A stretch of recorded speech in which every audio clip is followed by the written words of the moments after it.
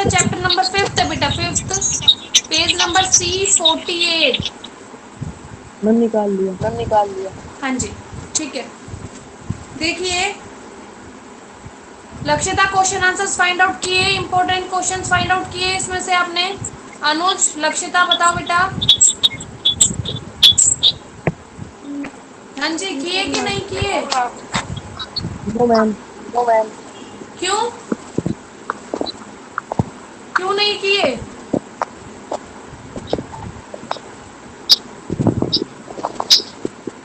बोलो लक्ष्यता,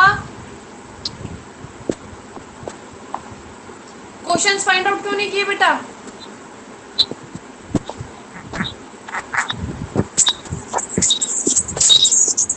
बहुत अच्छी बात है बेटा, बहुत अच्छा है, मत करो काम, मत करो। बहुत अच्छा है, बहुत अच्छे नंबर आएंगे सबके। देखिए पेज नंबर C48, म्यूट कर लीजिए आप दोनों अपना। उच्च न्यायालय, अभी तक हमने जो पढ़ा, हमारा सर्वोच्च न्यायालय, मतलब कि आपके में जो वर्ड आया हुआ है वो आया है उच्चतम न्यायालय। उच्चतम न्यायालय और सर्वोच्च न्यायालय को इंग्लिश में क्या बोलते हैं? अनुज बताओ, बताओ किसको पता है? उच्चतम न्यायालय, सर्वोच्च न्यायालय को और क्या बोला जाता है? अनुज, नहीं पता? बार बार रिपीट कर रही हूँ, सुप्रीम कोर्ट बोला जाता है उच्चतम न्यायालय, सर्वोच्च न्यायालय को। ठीक है, अभी तक हमने उसके बारे में पढ़ा, उनके न्यायाधीशों के बारे में पढ़ा, उनके जो क्षेत्राधिकार है उच्चतम न्यायालय के वो पढ़ा, कार्य पढ़ा। ठीक है, न्यायाधीश के बारे में पढ़ा, मतलब कि उसमें जज है, उनकी नियुक्ति कैसे होती है, उनको पद से कैसे हटाया जा सकता है, उनकी क्या क्या वेतन होते हैं, उनको स्वतंत्र कैसे रखा जा सकता है, हमने ये सब चीजें पढ़ी। अब हम पढ़ेंगे उच्च न्यायालय के बारे में। उच्च न्यायालय क्या होते हैं? उच्च न्यायालयों को बोला जाता है हाई कोर्ट। ठीक है, उच्च न्यायालयों को बोला जाता है हाई कोर्ट, जो कि अपने अपने राज्यों के होते हैं। बहुत सारे राज्य ऐसे हैं जिनके दो राज्यों के एक न्यायालय है, जैसे कि हमारा फॉर एग्जांपल ले सकते हैं आप, हरियाणा पंजाब का एक उच्च न्यायालय है जो कि चंडीगढ़ में है। ठीक है, देखिए, संविधान में राज्य स्तर पर एक उच्च न्यायालय होता है, मतलब कि राज्य स्तर की बात आ रही है यहाँ पे, राज्य के लेवल पे। ठीक है, हमारे स्टेट के लेवल पे एक एक उच्च न्यायालय होता है, जो राज्य में न्याय प्रशासन की सर्वोच्च संस्था है। मतलब कि राज्य में न्याय प्रशासन की, मतलब कि जो राज्य में वैलिड होता है, राज्य में अपने अपने न्याय के लिए जो न्याय में जो शासन करता है, न्याय जो करवाता है, वो एक सर्वोच्च संस्था मतलब ऊपरी संस्था है। सर्वोच्च का मतलब होता है ऊपरी, अपने राज्य में सर्वोच्च है ये। संसद विधि द्वारा दो या दो से अधिक राज्यों और संघ राज्य क्षेत्रों के लिए एक उच्च न्यायालय की व्यवस्था भी कर सकती है। मतलब संसद, संसद क्या होती है? संसद के कितने सदन होते हैं? लक्ष्यता, कितने सदन होते हैं संसद के? लक्ष्यता, कितने सदन होते हैं संसद के? अनुज, कितने सदन होते हैं बेटा?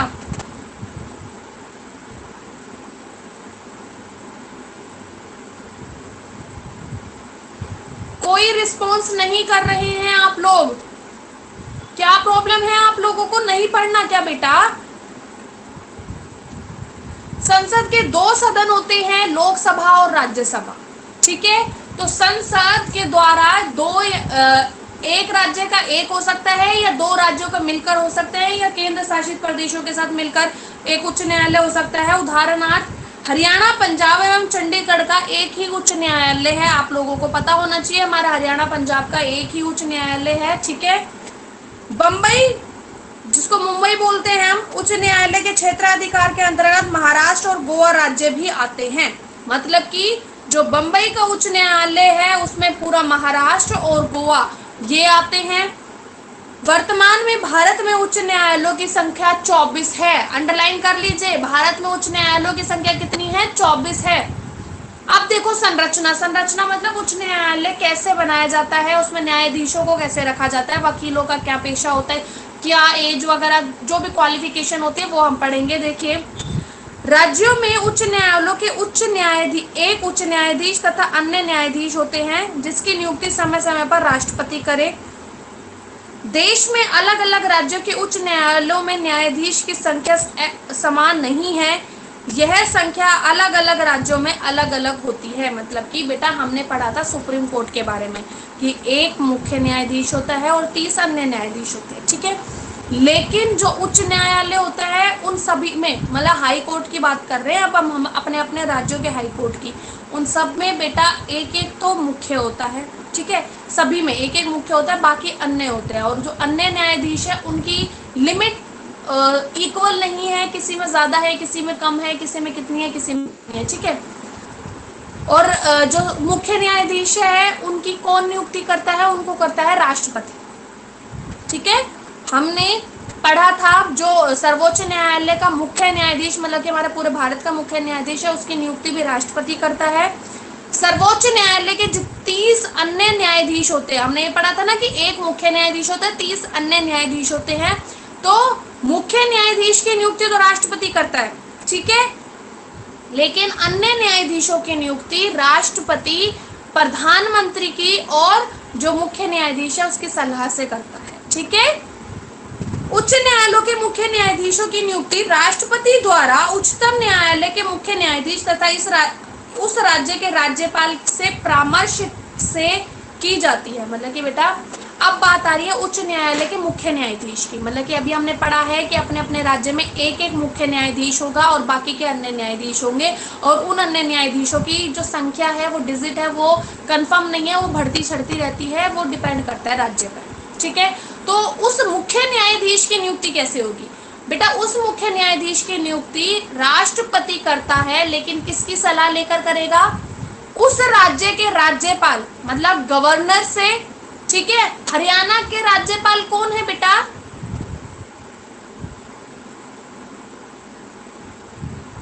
कौन है बेटा हरियाणा के राज्यपाल? होमवर्क है आप लोगों का, ठीक है अनुज, कल मैं आप लोगों से पूछूंगी कौन है, ठीक है। हरियाणा के मुख्यमंत्री, उसके बाद में आगे आपके राज्यपाल, और आप डिप्टी सीएम, उन सब के बारे में मैं आप लोगों से पूछूंगी कौन है, ठीक है।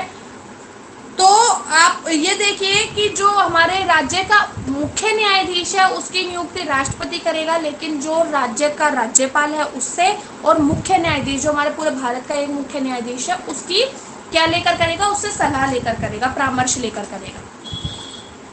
अन्य न्यायाधीशों की नियुक्ति भी इसी प्रकार होती है, मतलब कि मुख्य न्यायाधीश की भी ऐसे होगी और जो अन्य न्यायाधीश होते हैं उनकी भी इसी प्रकार होती है। अंतर केवल इतना है कि उनकी नियुक्ति के में उस राज्य के मुख्य न्यायाधीश का परामर्श भी लिया जाता है। जैसे हमने पढ़ा था कि सुप्रीम कोर्ट, मतलब कि जो उच्चतम न्यायालय है, उसमें जो मुख्य न्यायाधीश है उसकी नियुक्ति की जाएगी किसके द्वारा? राष्ट्रपति के द्वारा, ठीक है।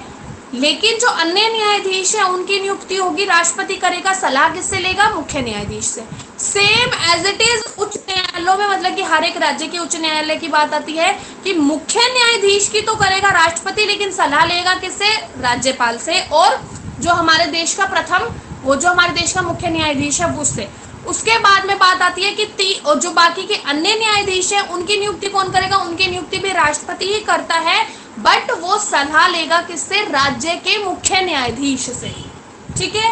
अब हम देखते हैं कि उच्च न्यायालय, मतलब हाई कोर्ट के न्यायाधीश के लिए क्या क्या योग्यताएं होती है। देखिए, वह भारत का नागरिक हो, ये चीज आप लोगों को पता है बेटा। अगर किसी की भी जब सिविक समाज पॉलिटिकल साइंस का हम जो चैप्टर कर रहे हैं, इसमें अगर पूछी जाए ना किसी भी चीज की योग्यता, मतलब हमारे इंडिया से रिलेटेड योग्यता, तो आपको फर्स्ट पॉइंट तो यही डालना है, वह भारत का नागरिक होना चाहिए, ठीक है। सेकंड इज, वह भारत के किसी उच्च न्यायालय में कम से कम 10 वर्ष का अनुभव वकालत का अनुभव ले चुका हो, भारत की सीमाओं में कहीं भी कम से कम 10 वर्ष तक एक न्यायिक अधिकारी के रूप में काम करने का अनुभव कर चुका हो। मतलब बेटा हम लोगों ने जब हमारा वो सर्वोच्च न्यायालय के न्यायाधीश की योग्यता पढ़ी थी, तो उसमें हमने ये पढ़ा था कि किसी भी उच्च न्यायालय में कम से कम 5 वर्ष तक वो क्या कर चुका हो? जज की पोस्ट पे, मतलब न्यायाधीश की पोस्ट पे रह चुका, और 10 साल तक उसने वकालत की हो। ऐसे ही अब हम पढ़ेंगे उच्च न्यायालय के मुख्य न्यायाधीश के बारे में। तो वो कम से कम 10 साल तक तो उच्च न्यायालय में रह चुका हो वकालत के पद पर, और किसी भी सेशन कोर्ट मतलब निचली कोर्ट पर वो न्यायाधीश के न्यायिक अधिकारी, मतलब कि उसने न्याय एक तरीके से वकालत के पद पर और मतलब कि न्यायाधीश के पद पर रह चुका हो वो सेशन कोर्ट में, ठीक है, मतलब कि हमारी निचली अदालत, ठीक है। नेक्स्ट है कार्यकाल। अब हमने बेटा थोड़ा सा डिफरेंस यहाँ आएगा कि हमने पढ़ा था जो मुख्य न्यायाधीश होता है, जो उच्चतम न्यायालय के न्यायाधीश है, उसकी एज लिमिट है 65 वर्ष, मतलब कि वह 65 वर्ष में क्या हो जाता है, रिटायर हो जाता है, ठीक है। लेकिन जो उच्च न्यायालय है मतलब हाई कोर्ट है, उसमें होता है बेटा 62 वर्ष में। देखिए उच्च न्यायालय का न्यायाधीश 62 वर्ष की आयु तक अपने पद पर आसीन रहता है, मतलब कि 62 वर्ष का होते ही उसको क्या कर दिया जाता है, रिटायर करवा दिया जाता है। जैसे हमने पढ़ा था सुप्रीम कोर्ट का, मतलब कि उच्चतम न्यायालय का। लक्षिता क्या एज थी उच्चतम न्यायालय के न्यायाधीश की रिटायरमेंट की? लक्षिता बेटा क्या एज थी?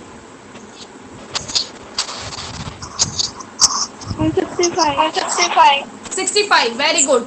मतलब कि उच्चतम न्यायालय का न्यायाधीश 65 वर्ष तक रहता है और उच्च न्यायालय का न्यायाधीश 62 वर्ष तक रहता है, ठीक है। बस 3 साल का डिफरेंस है इसमें।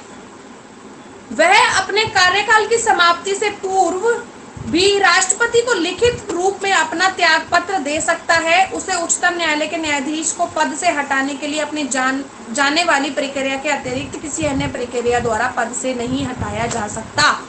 मतलब कि जैसे हमने पढ़ा था कि अगर मुख्य न्यायाधीश को मतलब उच्चतम न्यायालय के मतलब जो हमारा सुप्रीम कोर्ट है, सुप्रीम कोर्ट कहाँ है अनुज? अनुज अनुज बेटा सुप्रीम कोर्ट कहाँ है?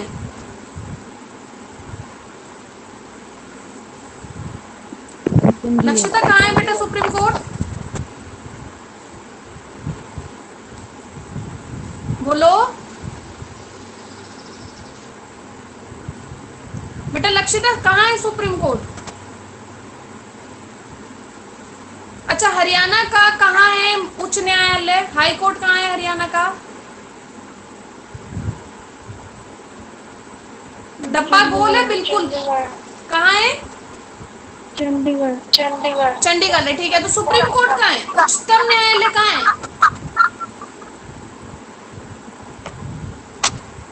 बेटा? वो दिल्ली में है, ठीक है।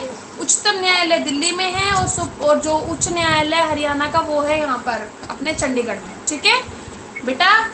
जज को हमने पढ़ा था जो उच्चतम न्यायालय मतलब सुप्रीम कोर्ट का जो जज है, अगर उसको अपनी रिटायर लेना है, अगर उसको पहले अपनी पद से हटना है, रेजिग्नेशन देना है, तो उसको एक तरीके से रिटर्न में लिखित में देना पड़ेगा राष्ट्रपति को, ठीक है। तो ऐसे ही सेम है, अगर हाई कोर्ट मतलब उच्च न्यायालय के न्यायाधीशों को अपने पद से हटना है तो उसको राष्ट्रपति को क्या देना पड़ेगा, लिखित, ठीक है, लिख कर देना पड़ेगा।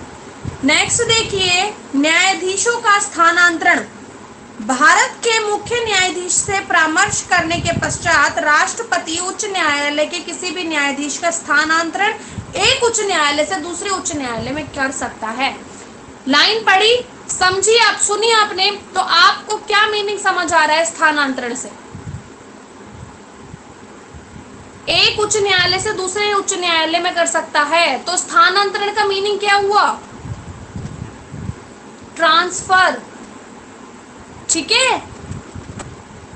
स्थानांतरण का मीनिंग होता है ट्रांसफर कर देना।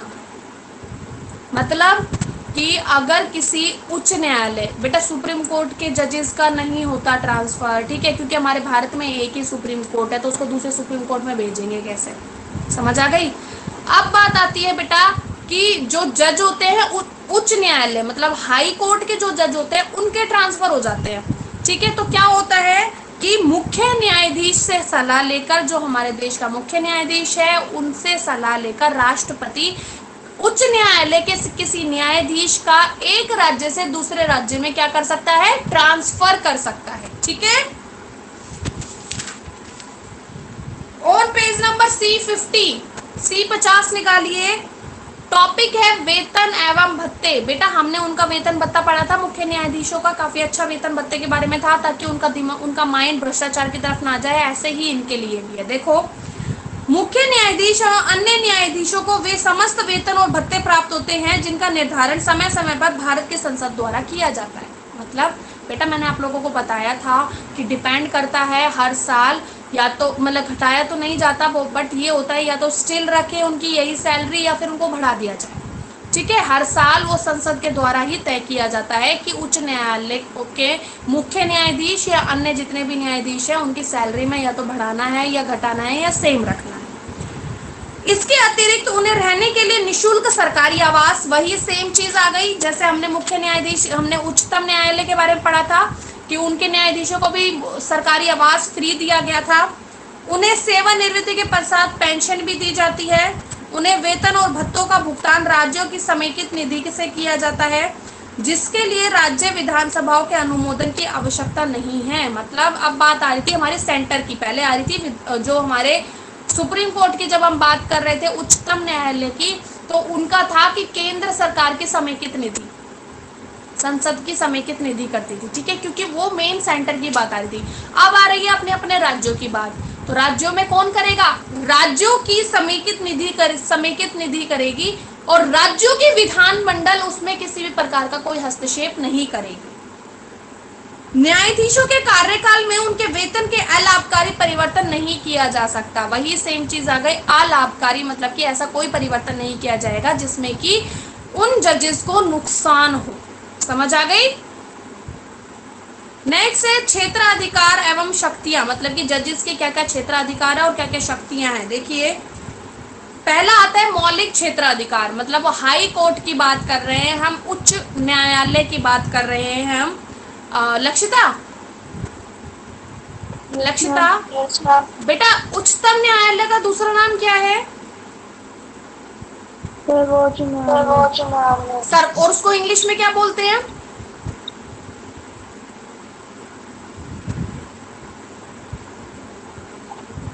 क्या बोला जाता है नॉर्मली, क्या बोला जाता है?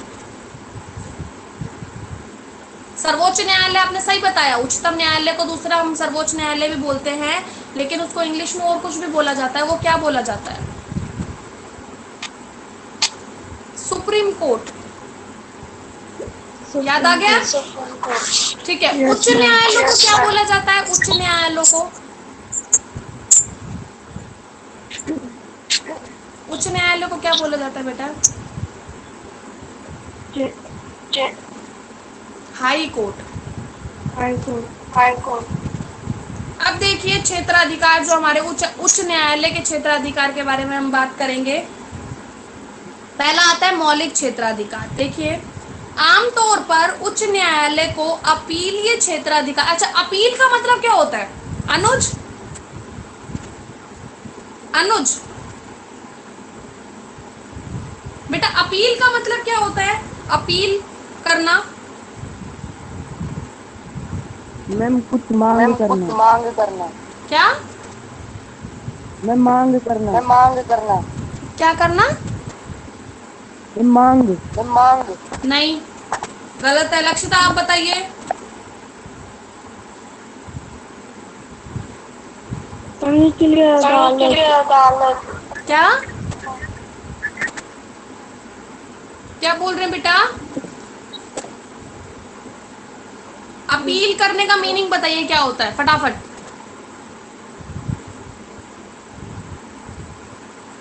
अपील करने का मीनिंग होता है किसी निचली अदालत या ऊपरी अदालत के विरुद्ध दिए गए फैसले के विरुद्ध हम सर्वोच्च न्यायालय में या उच्च अदालत में, मतलब हाई कोर्ट में या सुप्रीम कोर्ट में अपनी अपील करें। बताया था कि अगर आप निचली अदालत के फैसले से मंजूरी नहीं रखते तो आप उस केस को आगे पहुंचा सकते हैं, मतलब कि हाई कोर्ट में डाल सकते हैं। और अगर हाई कोर्ट के फैसले से आपको सेटिस्फेक्शन नहीं मिलती तो आप उसको सुप्रीम कोर्ट में डाल सकते हैं। लेकिन सुप्रीम कोर्ट में जो आपको फैसला दे दिया गया वो फाइनल फैसला होगा, उसके अगेंस्ट आप नहीं जा सकते। इस चीज को मैंने बताया था बार बार। आप लोगों को बेटा, आप लोग सीरियस हो ही नहीं रहे, आप लोग ध्यान दे ही नहीं रहे क्लास में, बात है ये।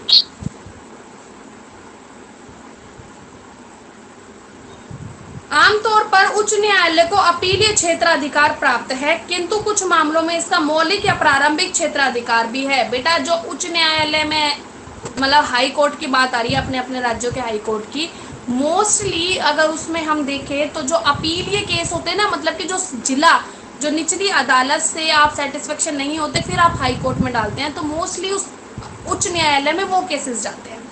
लेकिन कुछ केसेस ऐसे भी होते हैं जो डायरेक्ट हाई कोर्ट में रखे जाते हैं, ठीक है। मतलब कि कुछ में प्रारंभिक क्षेत्राधिकार भी प्राप्त है और कुछ में उनको क्या होता है, अपीलीय क्षेत्राधिकार, मतलब कि नीचे की कोर्ट से सेटिस्फेक्शन नहीं मिली तब वो ऊपर वाली कोर्ट में आए, ठीक है।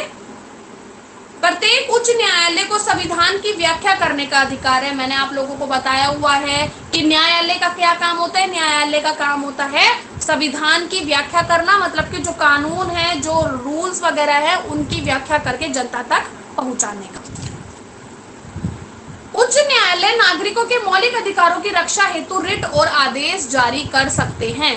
मतलब कि आप लोगों को ये भी चीज पता है बेटा कि जो हमारा उच्च न्यायालय मतलब कि हाई कोर्ट है, उसमें क्या होता है, जनता की रक्षा की जाती है, जनता के हितों की, हित मतलब आपके लाभ की रक्षा की जाती है, और जनता के हित की रक्षा और आपके मौलिक अधिकारों की रक्षा करना ही न्यायालय का काम है। और न्यायालय इसी काम को देखते हुए एक आदेश या रिट जारी करता है, ठीक है। नेक्स्ट है अपीलीय क्षेत्राधिकार, मतलब कि हाई कोर्ट का उच्च न्यायालय के अपीलीय क्षेत्राधिकार क्या है। आप बता सकते हैं कोई अपीलीय क्षेत्राधिकार क्या होता है? अनुज बता सकते हो बेटा? अनुज बता सकते हो बेटा अपीलीय क्षेत्राधिकार क्या होता है? क्या बोल रहे हो?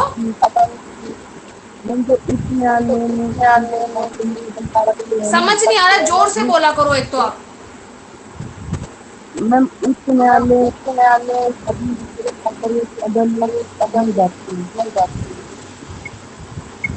अगर आपको आ रहा है तो आपको जोर से बोलना है तो बताइए आप कि हाँ मैम मुझे आता है, मैं जोर से बोल रहा हूँ। मेरे को नहीं समझ में आ रहा। आपको मेरी आवाज क्लियर सुनाई दे रही है ना? क्योंकि मैं ढंग से बोल रही हूँ, मुझे पता है नेटवर्क की प्रॉब्लम होती है, इसलिए मैं बहुत अच्छे से बोल रही हूँ ताकि आप लोगों को सुनाई दे। तो आप अगर ढंग से बोलेंगे तब मुझे सुनाई देगा। रिपीट करो क्या बोल रहे हो, ठीक से बोलो। न्यायालय राज्य के पता नहीं क्या बोल रहे हो आप। अपीलीय क्षेत्राधिकार देखिए बेटा, उच्च न्यायालय राज्य में सभी प्रकार के मुकदमों की अपील की सर्वोच्च अदालत है। मतलब कि हर एक राज्य की उच्च न्यायालय क्या होती है, उसमें अपील के जो केस जाते हैं, मतलब कि निचली अदालत से सेटिस्फेक्शन ना मिलने के बाद उसके विरुद्ध, उसके अगेंस्ट में हाई कोर्ट में डाला जाता है केस। दीवानी मामलों में उच्च न्यायालय जिला न्यायाधीशों के निर्णयों के विरुद्ध की गई अपील की सुनवाई करता है। मतलब ये चीज आपको पता है कि निचले अपील का मतलब ही यही हो गया कि आप नीचे की अदालत से सेटिस्फेक्शन नहीं रखते, इसलिए आपने अपने उसी केस को सेम आगे डाल दिया। फौजदारी मामलों में उच्च न्यायालयों में स्तर न्यायाधीश या अतिरिक्त स्तर न्यायाधीश के निर्णय के विरुद्ध अपील की जाती है। वही सेम चीज हो गई कि फौजदारी में भी और दीवानी मामलों में भी। फौजदारी मामले होते हैं जिसमें कि मार धाड़ वाला होता है, और दीवानी मामले होते हैं जिसमें हमारे प्राइवेट मामले होते हैं, ठीक है। तो वही सेम चीज आ गई बेटा कि नीचे की अदालत के जजेस का फैसला आपको सेटिस्फेक्शन नहीं दे रहा, आपको सेटिस्फाइड नहीं कर रहा, इसलिए आप लोगों ने ऊपरी अदालत मतलब कि हाई कोर्ट में वो वाले केसेस वापस डाल दिए, ठीक है। किसी अपराधी को सुनाई गई मृत्युदंड की सजा की क्रियान्वयन करने के लिए पूर्व उच्च न्यायालय द्वारा उसकी पुष्टि होना आवश्यक है। मतलब कि बेटा अगर किसी भी जिला में या फिर मतलब कि किसी अपराधी को अगर मृत्युदंड मिल जाता है, उसको मृत्युदंड दे दिया जाता है, तो हाई कोर्ट के द्वारा भी उसकी सुनवाई होनी चाहिए और हाई कोर्ट के द्वारा भी उस सजा पर मंजूरी होनी चाहिए, तभी जाकर उसको मृत्युदंड दिया जाएगा, ठीक है। नेक्स्ट है प्रशासनिक शक्तियां। प्रशासनिक शक्तियों का मतलब हो गया कि शासन के दौरान कार्य, जो राज्य में जो प्रशासन होता है, जो कार्य चलता है, उसके दौरान क्या क्या शक्तियां हैं। उच्च न्यायालय को अपने क्षेत्राधिकार में स्थित सभी न्यायाधिकरणों एवं अधीनस्थ न्यायालयों के कार्यों के निरीक्षण एवं नियंत्रण का अधिकार है। मतलब कि बेटा अब उच्च न्यायालय है वो अपने राज्य का ऊपर का न्यायालय, ठीक है, उसके अंडर बहुत सारे न्यायालय आते हैं, मतलब कि जिला, जिसको निचली अदालत बोलते हैं, ठीक है, मतलब कि एक राज्य में बहुत सारे न्यायालय होंगे, निचली अदालत होगी, लेकिन हाई कोर्ट एक होगा। तो हाई कोर्ट का मेन काम क्या होगा, एक तो वो जो अपील किए गए सॉल्व करना, ऊपर से जो मेन उसके पास डायरेक्ट गए हैं वो कैसे सॉल्व करना, उसके साथ साथ ही जो उसकी निचली अदालत है, जो उस निचली अदालत में जजेस हैं, वकील हैं, उनका निरीक्षण करना, मतलब कि इंस्पेक्शन करना, क्या वह सही तरीके से काम कर रहे हैं, क्या उन्होंने संविधान का उल्लंघन तो नहीं किया, और अगर ऐसा कुछ करा जाता है तो उनके अगेंस्ट कार्रवाई की जाती है। उच्च न्यायालय अभिलेख न्यायालय भी होता है। अभिलेख मतलब हाई कोर्ट होता है ना बेटा, वो रिकॉर्ड न्यायालय। अभिलेख का मीनिंग है रिकॉर्ड करना, मतलब कि राज्य के अंतर्गत जितने भी निचली अदालतें हैं उन सभी के कामों का रिकॉर्ड करना, मतलब कि उन सभी में कौन कौन से केसेस हैं, क्या क्या चीजें चल रही है, उन सभी को रिकॉर्ड रखना भी, मतलब कि अभिलेख रखना भी उच्च न्यायालय का भी काम होता है, ठीक है। इसके निर्णय के रूप में सुरक्षित रखे जाते हैं। वही चीज आ गई कि जिला न्यायालय में जितने भी जो सेशन कोर्ट्स हैं उनमें जो भी चीजें चल रही है, उनमें जो भी काम चल रहे हैं, जो भी केसेस है, उनको उन केसेस को एज अ रिकॉर्ड रखा जाता है हाई कोर्ट में, और उनको सब सेफ्टी से रखना हाई कोर्ट का काम होता है, मतलब उच्च न्यायालयों का काम होता है।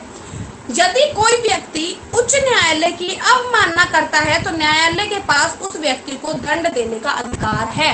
सीधी सीधी बात है बेटा, हाई कोर्ट की ही बात नहीं है, बल्कि अगर कोई निचली अदालत का भी अवमान, मतलब कि अगर उसका मतलब कि कोई गलत काम करता है, संविधान की उल्लंघन करता है, निचली अदालत में भी या ऊपरी अदालत मतलब हाई कोर्ट में भी, तो ऑफ कोर्स उसको सजा दी जाएगी, ठीक है। ये चीज आपको पता है, अगर कोई भी कानूनों को तोड़ेगा, संविधान का उल्लंघन करेगा तो उसको जरूर सजा दी जाएगी।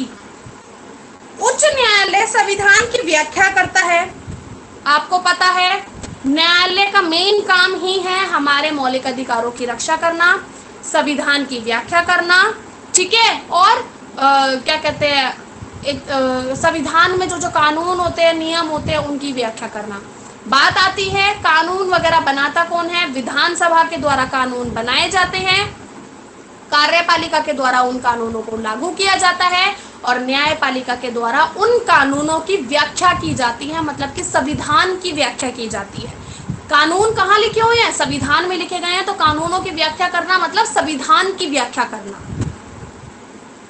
यदि इसके ऐसा प्रतीत होता है कि कोई कानून संविधान के उपबंधों के विरुद्ध है तो उस कानूनों को अवैध घोषित कर दिया जाता है। मतलब कि बेटा जब कानूनों की व्याख्या करने से मतलब है कि लोगों तक, जनता तक उन कानूनों के बारे में बताना कि ये कानून क्यों बनाए गए, किस लिए बनाए गए हैं, इनका क्या बेनिफिट हो सकता है, ठीक है, ये रूल्स किस लिए हैं, क्यों हैं, समझ आ गई। ये होता है व्याख्या करना। जैसे कि आप अपने चैप्टर पढ़ते हैं, बोलते चैप्टर की व्याख्या करें, या पद होता है, पद की व्याख्या करने का मीनिंग क्या होता है, उसको समझाना कि वो क्या कह रहा है उस पद में। तो ऐसा ही होता है कानूनों का मतलब संविधान की व्याख्या करना, मतलब संविधान क्या कह रहा है, संविधान में क्या क्या बातें हैं, ठीक है। तो अगर कोई भी संविधान में लिखी गई बात, कोई भी ऐसा कानून जिससे ये पता लगता है, व्याख्या करते टाइम ये पता लगता है कि ये कानून या ये संविधान का नियम जनता के हित में नहीं होगा, इससे जनता को परेशानी होगी, तो उस कानून को अवैध घोषित कर दिया जाता है, मतलब कि उस कानून को नकार दिया जाता है और उस कानून को कैंसिल कर दिया जाता है। समझ आ गई आप सभी को, बोलो। अनु समझ आ गया, लक्षिता समझ आ गया, बेटा लक्षिता आप होमवर्क सेंड नहीं कर रहे हो मुझे, जो आप लोगों को मैं काम देती हूँ वो आप काम सेंड नहीं कर रहे हो। अनुज, लक्षिता चैप्टर रीड करोगे, जितना मैंने चैप्टर रीड करा है, in between questions find out करोगे और इवनिंग तक मुझे सेंड करोगे, ठीक है। Yes ma'am, yes ma'am. Anuj समझ आ गई, प्लस कल मैं आपकी नोटबुक चेक करूंगी दोनों की कि कितनी क्या कंप्लीट कर रखी है आप लोगों ने एसएसटी की नोटबुक, ठीक है। Yes ma'am, yes ma'am. ठीक है बेटा, आज के लिए इतना सफिशिएंट है। अपना वही चैप्टर रीड करो, फाइंड आउट करो क्वेश्चन आंसर्स, फिर कल बात करते हैं, ठीक है। Okay, thank you. मैम हाँ जी बेटा।